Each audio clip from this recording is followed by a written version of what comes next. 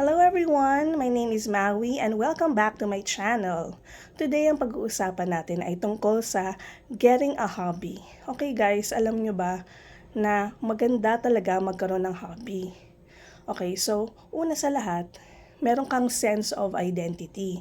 Diretsuhin na natin ha, go na tayo. Meron kang sense of identity. Bakit?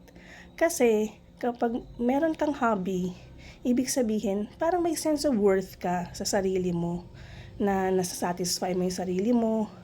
Alam mo yun, sobrang gustong-gusto mo yung ginagawa mo. So, meron kang identity, parang nakikilala ka na yun ang ginagawa mo. For example, marunong kang kumanta, marunong kang magsulat, marunong ka sa crafts. So, pag nakilala ka na ginagawa mo yun, syempre hindi mo lang mapapasaya ang sarili mo, mapapasaya mo rin yung ibang tao. So, yun yung may sense of worth ka na ba, para bang, uy, di ba marunong kang kumanta? Kanta ka naman. O, di ba marunong kang sumayaw? Sayaw ka naman. Para naman, di ba, parang hindi lang sa pag-entertain ng tao, ginagamit mo yung hobby mo para mapakita mo sa kanila na blessed ka. Blessed ka ni Lord sa mga talents mo, sa mga ginagawa mo. Second naman, na pwede nating sabihin na dahilan kung bakit kailangan kang magkaroon ng hobby is because may purpose ka, may sense of purpose ka. Ano bang ginagawa mo dito sa mundo? Ano ka ba? Nabubuhay ka lang ba para lang mabuhay ka? Siyempre, nandito ka nandito ka sa mundo para, again, i-share yung blessings mo kung anong meron ka. Ayan, so ang purpose mo is ipakita sa ibang tao na, ito ang kaya kong gawin, ito yung gusto ko, nasasatisfy ko na yung sarili ko, and at the same time, ang purpose ko is makatulong sa ibang tao. Actually, alam niyo, example lang, marami rin kasi content creators na, okay, sabihin natin na hindi sila kumakanta, hindi sila sumasayaw, pero naman, nakatulong naman sila sa iba. So, yun, magandang example yun na kino-content nila. And at the same time, kung marunong ka naman manahe, di ba? O makakatulong ka sa anak mo, or sa mga relatives mo, or sa mga friends mo. Di ba? Ang daming pwedeng gawin. And ang last ko naman na dahilan, before I go to tell you more about getting a hobby, is therapy siya. Nakaka-heal siya ng inner self mo. Alam mo kung bakit?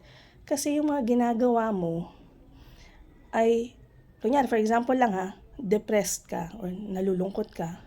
Ay, nalulungkot ako. Imbis na malungkot ka, pag may hobby ka, may ginagawa ka na gusto mo, at least, di ba, sumasaya ka, di ba? Yun ang isa sa magandang bagay na nagagawa ng hobby. Sumasaya ka.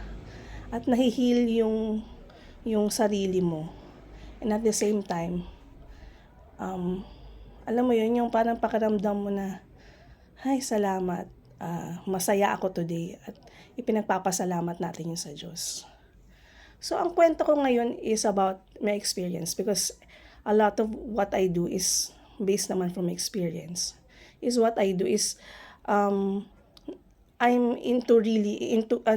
really into social media na mag-inspire ng mga tao. Na-realize ko lang na parang gusto ko, kasi bumabalik-balik eh. Parang dati, susulat lang ako, yun lang hilig kong gawin. Gusto ko rin mag-drawing, kumakanta-kanta rin ako. Pero ang tumatak talaga sa akin, na parang may sense of identity ako bilang, hindi lang bilang isang nanay. I'm not saying na mapangit yung, hindi maganda yung nanay ka. Ang sinasabi ko is, magkaroon ka ng something na yung purpose mo sa buhay, maliban sa purpose mo is maging nanay, meron kang sense of worth na parang may na-accomplish ka for the day na, uy, ang galing naman ito, nagawa ko to at may results. And at the same time, again, I'm saying na nakakatulong ka rin sa iba. Ayun. So, maliban sa pagsusulat, na discover ko na gusto ko rin pala mag-motivate ng mga tao. And I feel good for myself, and I also feel good for other people because we both benefit na ako, nagkukwento ako ng so nabe-benefit, nalalabas ko lahat ng mga naisip ko, at yung mga pag-motivate ko. At the same time, nakakatulong rin ako sa iba because nagugustuhan nila yung mga sinasabi ko.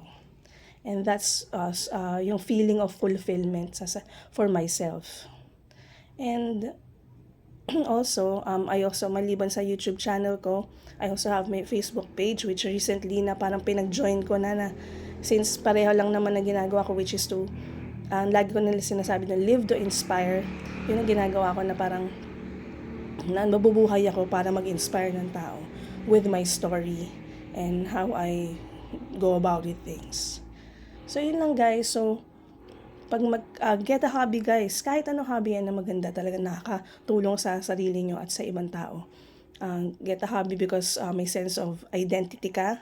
Pangalawa, meron kang sense of purpose. Ano ba yung mga pwede mong, kumbaga parang pwede mong iambag sa mundo. And at the same time, yung pangatlo is yung therapy for yourself. Ayan. So, thank you so much for listening. I hope you guys learned something new today and I'll hope to see you guys in the next video. Bye!